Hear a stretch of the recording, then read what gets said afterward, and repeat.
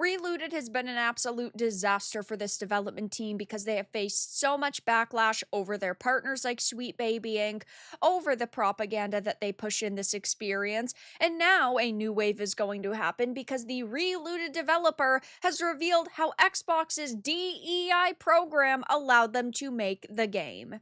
I have a few different things to show off, but before I get into the topic, if you enjoy the content I create, check out the links in the description, join the community in my live streams, and consider supporting through Patreon or YouTube memberships. Now, this is an absolutely hilarious situation because gamers have been able to point out the problems with this game since it was unveiled, and we have questioned how this propaganda was being funded because this is not some little team of like 2 or 3 people who just created this passion project. No, on LinkedIn it says Niam Cop, the developers, have up to 50 people that actually work there. Never mind the outsourcing that they did. They also hired companies like Sweet Baby Inc. And Sweet Baby is known for working with Microsoft developers, like with South of Midnight, for example. So it seems that Sweet Baby Inc. may have some sort of larger deal at hand with Microsoft, or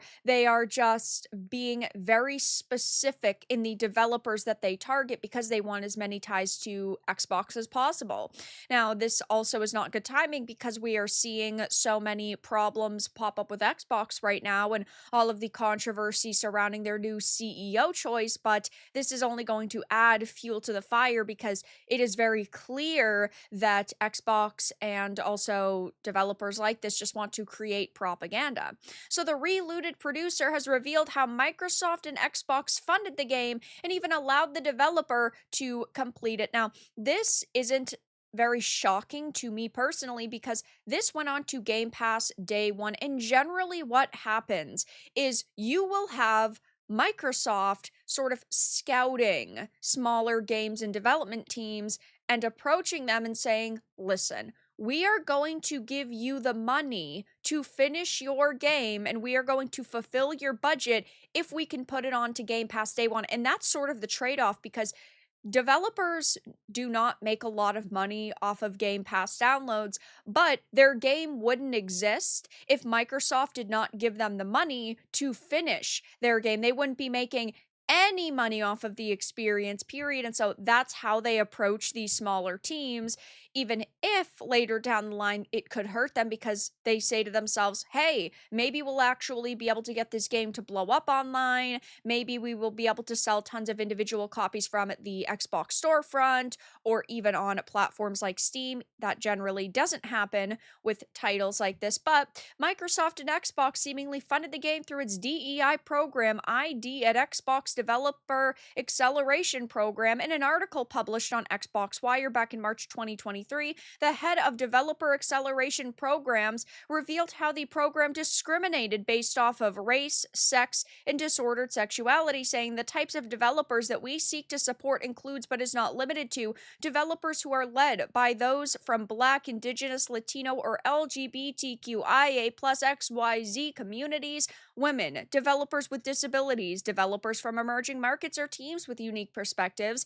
This also includes independent developers working on a game that responsibly centers the experience around diverse characters or that prioritizes accessibility. Now, I've said it before, and I will say it again. Anybody should be able to create whatever game they want, okay? As long as it is legal content, it is on the table, in my opinion. I would never sit here and say that Black developers can't create Black experiences or Latinos can't create Latino experiences.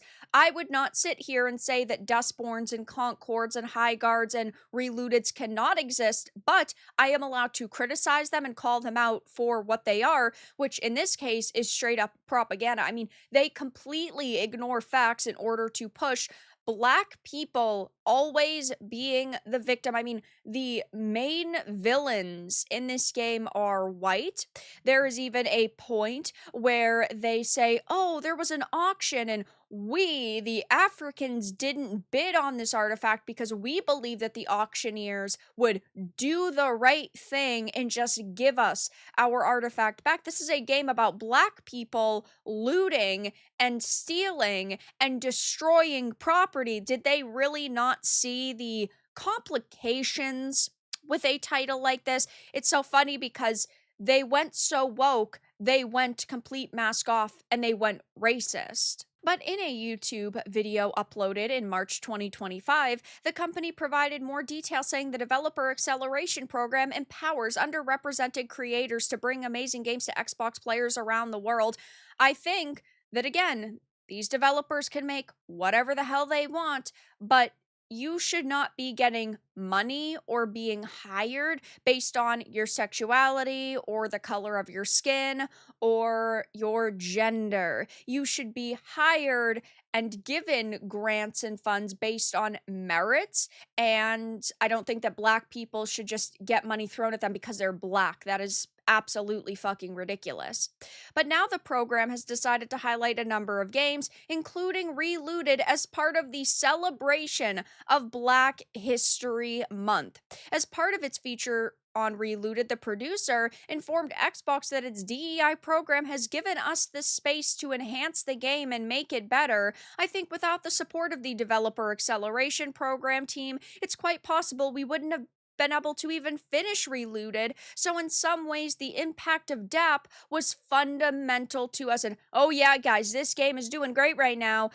Oh my gosh, its all-time peak is 57. I did live stream a full playthrough on the channel if you are interested in watching it and seeing how bad it is, but clearly this didn't really appeal to anybody. Sure, we don't have the Xbox numbers or the Game Pass numbers, so maybe they did get a couple thousand downloads off of that. I just highly doubt it. Generally, you're not going to see 100,000 people playing it on one platform and then 57 playing it on another, and they haven't boasted about downloads or sales, so I think that they are pretty freaking poor at this point. But to also top off this situation, we have heard that apparently Relooted was at least endorsed by the French government as part of the French restitution agenda.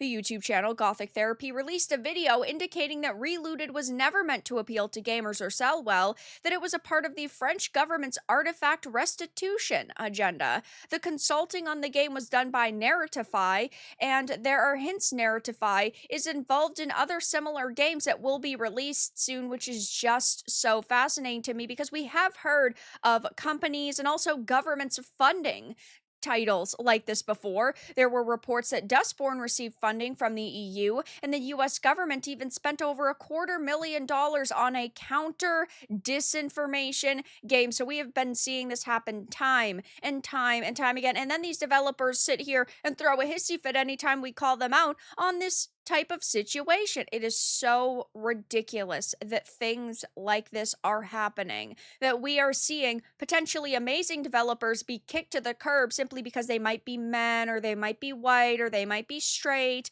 or even women because, well, being a woman isn't diverse enough now. And then you have games like this being made when nobody wants them, nobody has asked for them, and they have even failed to push an agenda to people because in order to push an agenda, you actually need an audience to show up to consume the content, and that hasn't happened here. So I will continue to keep a very close eye on Relooted, but it looks like DEI dollars are the only reason this exists. Not that I'm particularly shocked. It might have even been made or funded or endorsed by the French government as part of their restitution agenda, and it just seems like a lot of different groups wanted this to push a certain message, and well, it just was so bad that it completely and utterly failed to. But that's all that I had to discuss in this video. Let everyone know your thoughts in the comments below. If you found this important and informative, make sure to give it a like, share it, and subscribe to the channel. And if you didn't, give it a dislike. I appreciate your support either way,